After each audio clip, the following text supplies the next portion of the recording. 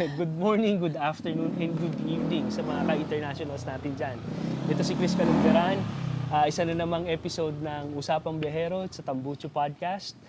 Nandito tayo sa napakagandang kalye ng Payapa Street, na kung saan dito ako lumaki at meron tayong napaka-special na guest ngayong gabi o ngayong araw o ngayong hapon. Hapon tayo. Siya ay isa sa mga founders ng Las Marias Viajeras.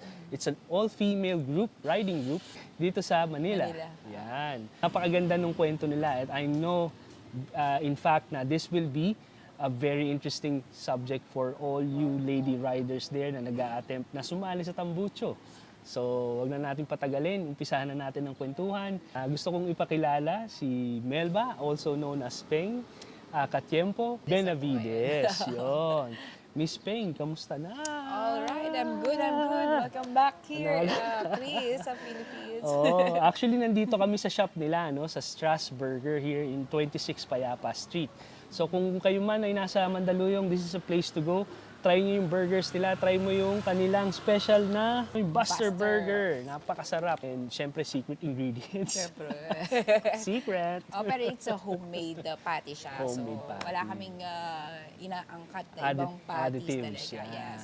Kamusta na at paano ka nagsimula sa pagmumotor at paano nabuo ang Las Marias Viajeras?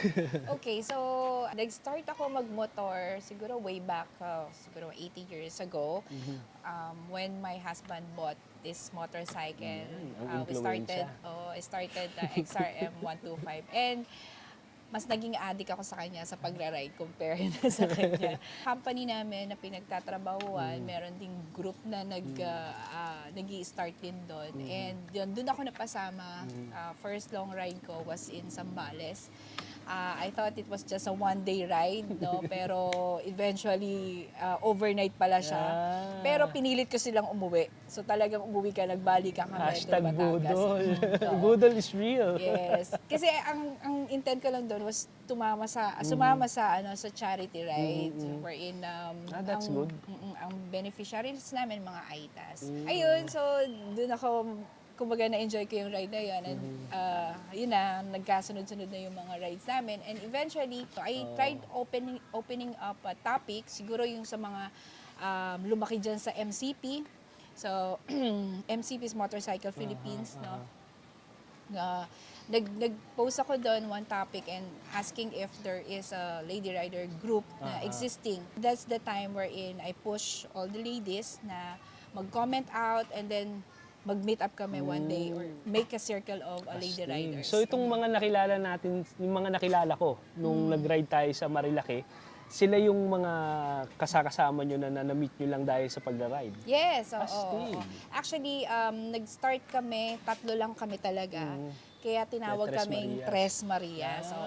So doon nag-start yung pangalan na Las Marias. Since madami na kami, kaya Las Marias, and then yung riders as Viajeras. Kaya Las Marias Viajeras yung pangalan namin. Kaya tayo, di ba, certified viajeros.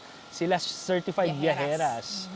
So ever since naman, I mean, nung kabataan natin, napakahilig mong magbuo ng mga groups, lalo na sa sports, very athletic yan si Peng. Kung di nyo na itatanong, MVP yan lagi pagdating sa volleyball, no? Napakagaling yan. Ano yung mga challenges siyempre nung nagkasama-sama kayo, no? Ano yung mga naging challenges nyo? At also, ano yung mga naging milestones nyo rin?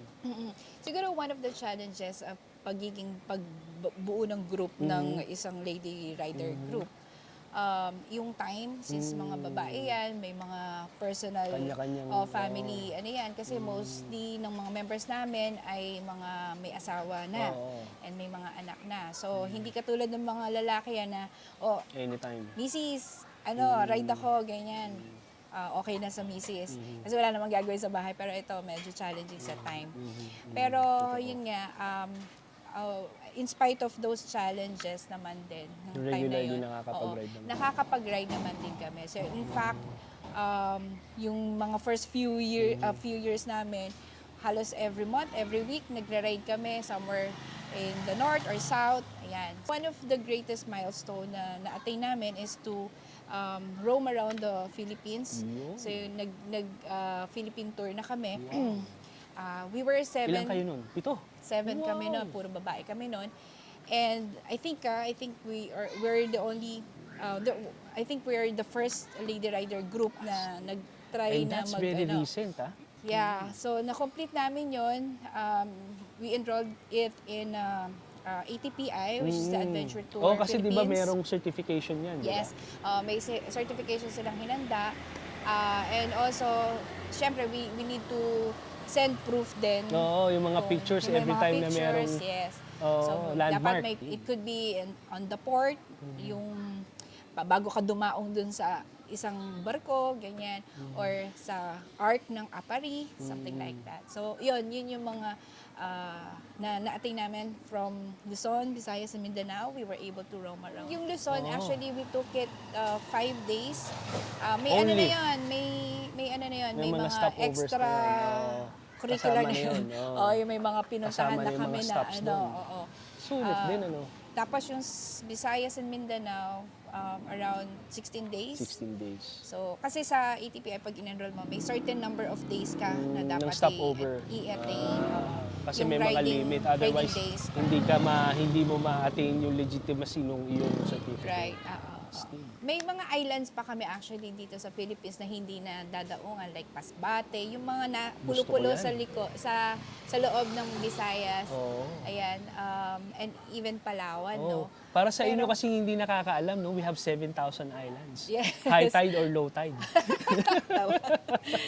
So, yun, parang aside dito sa mga island pa na hindi namin napupuntahan, syempre we wanted to experience din yung pagra-ride sa ibang bansa. International. Oo, sa India, yung one is for the history, meron ng mga Filipinos na nakarating Ay, doon. hindi ko alam yun. Oo. Merong isang lady rider, which is, yun yung pinaka-idol ko talaga yan. Wow. So, si Miss Tawag na Dayag. natin sa pangalang Dian Dayag. Ayan. Dian. Oh, shoutout sa inyo, madam. Yeah. She's from Apari. So, siya yung first lady rider na nakarating doon. Natapos na yung ride na yan sa India. And that's actually my dream ride. Hopefully. So, wow. Pinag-uusapan yung mga dreams, no? Ano naman ang iyong dream bike? Ay, syempre, yung dream bike ko talaga is GS, no? GS lang ang sakalam. Which is mukhang meron ka na pala. So, kung ako, dinidream ko pa lang, ikaw, nandun ka na. Pero anyway, that's actually my dream It's doable bike. naman. Oh, kaya yan. Astig. So, as a lady rider yourself, no? Meron ka bang pwedeng ma-share na advice para sa mga aspiring lady riders dyan, lalo na sa UAE? Sa mga nag-aspire na maging lady rider, syempre number one, safety, no? Kapag sumakay ka sa motor, you have to feel confident. And dapat working siya, wala siyang defect or anything, maintained. So, number two, safety for yourself. You have to wear proper gears. Safety Number one, gear. helmet. Number two, syempre, riding jacket is the best. Pero kasi dito sa Philippines, mainit. Oo, Mas lalong nakakadagdag ng totoo. dehydration Oo, sa mga riders, no? So, yung iba ginagawa, itong mga long sleeves, and then may mga pads lang sila somewhere. Yan. Astig yun. Okay, and then number three, syempre, you have to think of the safety measures. Kasi marami ka may encounter sa roads. Number one, yung mga different types of roads. And number two, yung mga makakasabay mo. Correct. So those are actually yung mga challenges, maraming challenges. Pero you will gain those through experiences. Correct. Experience is the best teacher, sabi mo Totoo, nga, di ba? yes, oo. Oo. So, Tama. Actually, dun sa grupo namin, no, Peng, ma-share ko lang, yung isa sa mga pinapatakbo naming mga layunin or mga projects, yan, yung safety. Kasi syempre, bawal kang sumali bawal kang sumama kung wala kang safety gear. Hindi ka papasamahin sa mga ride. rides. Pangalawa, nag-o-offer na kami ng safety induction, safety trainings para sa mga, syempre, hindi lang importante yung basta pumasa ka dun sa license mo or alam mo kung paano. Kasi usually straight line lang yung alam natin eh. Oo. Pero nakita ko to mag-ride si Peng, napakagaling niya, Ay, napakahusay niya. Sinusundan ko siya, inoobserbahan ko, marunong siya mag-gestures, marunong siyang mag-sign. marunong siyang, kahit wala kaming cardo noon, wala kaming, hindi kami connected noon. Talagang naiintindihan ko yung bawat sinasabi niya, may pothole or merong speed bump, naiintindihan ko yung mga sinasabi niya kahit hindi ako masyadong versed doon sa mga sign languages. Although kasi makikita mo din naman yan, may mga reference yan online. Yep. Pero yun nga, believe ako sa kanya dahil nakikita ko yung leadership sa kanya, no? Yung leadership na, yun nga, maging example ka para sa mga members mo at syempre para sa nakararami. Ayun, safety.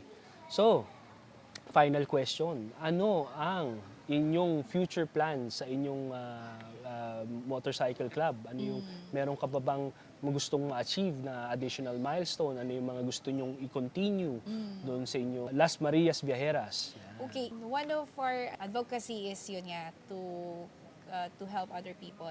No?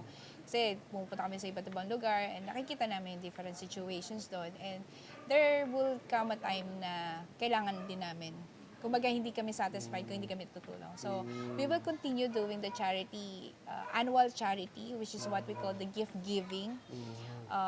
Every December yon. Ito yung biggest dream ko to have a room for all the lady riders group. Right? To meet and greet the other lady riders group. So, we've already started this, siguro mga 3 or 4 years ago. We invite other lady riders group na sumama sa amin mag-ride from one place to another. So, andyan yung... Ito yung annual big ride. Yes. na tinatawag. Oo. Ito yung... meron kaming page actually, and we call it as Women's Riders Federation. Yun. Andun yung mga lady riders group. So every time na mag-invite kami ng ride, sumasama yung mga yan. So, Just recently, kami na ride and camp kami sa Friday ka. sa Batangas. Asti. Ayan. So nag-beach camp kami doon. Wow. As a gift for our lady riders na sumama, ayun, nag-invite din kami ng mga sponsors para bigyan kami ng mga something na to raffle. I experienced joining a group ride with the men and comparing with the ladies, yung mga ladies magiging mas all kalog, out diba? ba Oo, dito kasi, sa kasi syempre, yun nga yung meron kayong venue to be yourselves. Yes, oo. Kasi syempre, iba-iba yung personalities natin. Hanggang Totoo. yung parang kapag nasa family tayo, nasa work tayo, ito yung escape natin, yung Totoo, pagmumotor. Yun yung oo. benefit ng pagmumotor, di ba? Ay, Peng, napakasalamat talaga sa oras mo. It's Pinagbigyan our nyo kami pleasure. rito. Alam kong makakatulong tong mga information o tong topic na to sa pag-uwi ko, no? Idadali namin to sa ilalagay namin sa podcast, yung Tambucho podcast natin, no? Usapang Biyahero.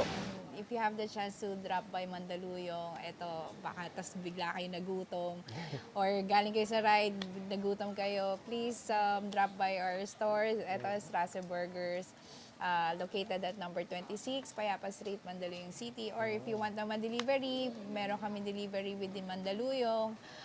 And then via Lala Move na or courier kapag outside Mandaluyong. Actually nga pala, papakita namin sa iyo yung Harmony Wall na kung saan nabigyan na tayo ng go signal ni Sir Beng Yes, na of ilagay course. yung ating logo dyan. Yes. So magiging part na tayo ng Strasser Burger. Maraming salamat, Beng. Pwede akong i-shout out. Oh, shout out please! Shoutout din syempre sa pinakamamahal kong grupo, Las Marias Viajeras. Let's keep in touch. Alam ko medyo matatanda na tayo, pero we'll continue to ride hanggat kaya pa natin. Ayan. Keep on And riding. then, Yung mga ate. yung mga Sila ate ate. namin siya. Actually, meron kaming members 65 years old na. Na-meet ko yata si ate. Sumasabay sa amin yan. Oo, So, na-meet ko yun. Anong name niya ulit? Si Ate Jo. Ate Mami Jo. Shout out, Mami Jo. And si Mami Cats, tama ba? Yes, si Mami Cats, si Ate Cats naman din. Shout out sa inyo. Tuturuan din kita pagka nakita tayo. So, yung sa mga gustong sumali din sa amin, nandito lang kami. Just siguro visit our page, yung Las Marias Viajeras page. Makikita nyo doon yung mga different activities namin. And PM lang kayo kung if you want to be a member. Para sa mga taga dito. Yes, Pwede rin. Pwede Why rin not, from diba? UAE, di ba? From Pagka UAE. punta kayo rito, connect kayo sa kay Melba, no? Kay Peng. So, hello po sa mga gwapong mga riders ng Tambucho. Gwapo at magaganda.